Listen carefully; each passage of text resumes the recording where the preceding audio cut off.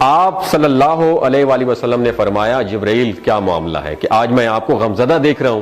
تو جبرائیل علیہ السلام نے عرض کی اے محبوب کل میں اللہ پاک کے حکم سے جہنم کا نظارہ کر کے آیا ہوں، اس کو دیکھنے سے مجھ پہ غم کے آثار نمودار ہو رہے ہیں۔ نبی کریم صلی اللہ علیہ وسلم نے فرمایا کہ جبرائیل مجھے بھی جہنم کے حالات بتاؤ۔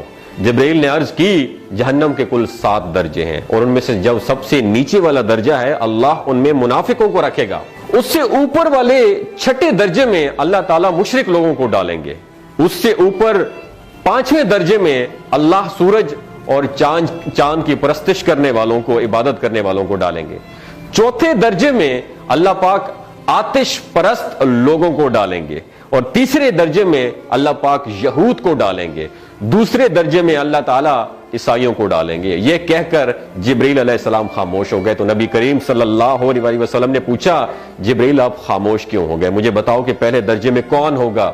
جبرائیل علیہ السلام نے عرض کیا کہ اے اللہ کے رسول پہلے درجے میں اللہ پاک آپ کی امت کے گناہگاروں کو ڈالیں گے۔ جب نبی کریم صلی اللہ علیہ وسلم نے سنا کہ میری امت کو بھی جہنم میں ڈالا جائے گا تو آپ بے حد غمگین ہو گئے اور آپ نے اللہ کے حضور دعائیں کرنا شروع کر دی۔ 3 دن ایسے گزرے کہ اللہ کے محبوب مسجد میں نماز پڑھنے کے لیے تشریف لاتے، نماز پڑھ کر حجرے میں تشریف لے جاتے اور دروازہ بند کر کے اللہ کے حضور رو رو کا دعائیں فرماتے۔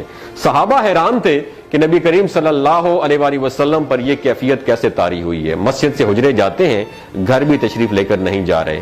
جب 3را دن ہوا تو سیدنا ابو بکر صدیق رضی اللہ تعالیٰ عنہ سے رہا نہیں گیا، وہ دروازے پر آئے اور دستک دی اور سلام کیا لیکن سلام کا جواب نہیں آیا۔ آپ روتے ہوئے سیدنا عمر رضی اللہ تعالیٰ عنہ کے پاس آئے اور فرمایا کہ میں نے سلام کیا لیکن سلام کا جواب نہیں پایا، لہٰذا آپ جائیں، ہو سکتا ہے آپ کو سلام کا جواب مل جائے۔ آپ گئے تو آپ نے 3 مرتبہ سلام کیا لیکن سلام کا جواب نہ آیا۔ حضرت عمر رضی اللہ تعالیٰ عنہ نے سلمان فارسی کو بھیجا لیکن پھر بھی سلام کا جواب نہیں آیا۔ حضرت سلمان فارسی نے واقعے کا تذکرہ حضرت علی رضی اللہ تعالیٰ عنہ سے فرمایا۔ انہوں نے سوچا کہ جب اتنے عظیم شخصیت کو سلام کا جواب نہیں ملا تو مجھے بھی خود نہیں جانا چاہیے، بلکہ مجھے ان کی نور نظر بیٹی حضرت فاطمہ رضی اللہ تعالیٰ عنہا انہیں اندر بھیجنا چاہیے۔ لہٰذا آپ نے حضرت فاطمہ رضی اللہ تعالیٰ عنہا کو سب احوال بتا دیا۔ آپ حجرے کے دروازے پر آئیں، ابا جان السلام علیکم، بیٹی کی آواز سن کر محبوب کائنات اٹھے، دروازہ کھولا اور سلام کا جواب دیا۔ ابا جان یہ آپ پر کیا کیفیت ہے کہ 3 دن سے آپ یہاں پہ تشریف فرما ہے؟ نبی کریم صلی اللہ علیہ وسلم نے فرمایا کہ جبرائیل نے مجھے آگاہ کیا ہے کہ میری امت بھی جہنم میں جائے گی۔ فاطمہ بیٹی مجھے اپنی امت کے گناہگاروں کا غم کھائے جا رہا ہے اور میں اپنے مالک سے دعائیں کر رہا ہوں کہ اللہ ان کو معاف کر دے اور جہنم سے بری کر دے۔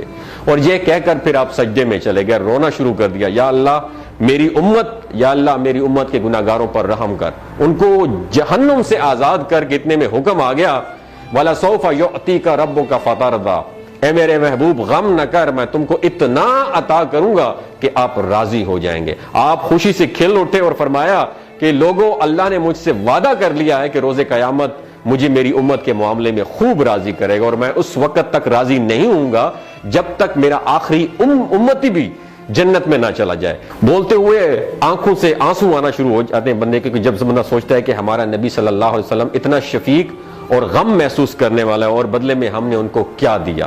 آپ کا 1 سیکنڈ اس ویڈیو کو دوسرے لوگوں تک پہنچانے کا سورس ہے۔ میری آپ سے عاجزانہ اپیل ہے کہ لا حاصل اور بے مقصد پوسٹیں ہم شیئر کرتے رہتے ہیں، لیکن آج اپنے نبی کی رحمت کا یہ پہلو کہیں ہم سے مس نہ ہو جائے۔ ایک شیئر کر کے اپنا حصہ ضرور ڈالیے گا، کیا پتہ کون گناہگار پڑھ کر راہ راست پہ آ جائے اور دوسروں کو تھوڑی سی ہدایت مل جائے۔ کہنے کا مقصد یہ ہے کہ ایک نبی ہمارے لیے اتنا غم خوار ہے اور ہم یہاں بیٹھ کے اس کی امت کے اوپر اتنے مظالم ڈھائے جا رہے ہیں، ہمارے فلسطینی بھائیوں پہ اتنا ظلم کیا جا رہا ہے، لیکن ہم ٹس سے مس نہیں ہو جا رہے۔ آج ہمارے پاس اگر تلواریں ہوتی تو ہم تو بالکل سوچنا ہی ختم کر دیتے، لیکن آج ہمارے پاس میزائل ہیں، آج ہمارے پاس ایٹم بم ہے، لیکن پھر بھی ہم بے حس بنے ہوئے ہیں۔ اللہ تعالیٰ ہمیں ہدایت نصیب فرمائے، اللہ تعالیٰ ہمارے لیے آسانیاں پیدا فرمائے اور اللہ تعالیٰ ہمیں نیک کام کرنے کی توفیق عطا فرمائے۔ اپنا اور اپنے ساتھ جڑے رشتوں کا خیال رکھیے گا۔ اللہ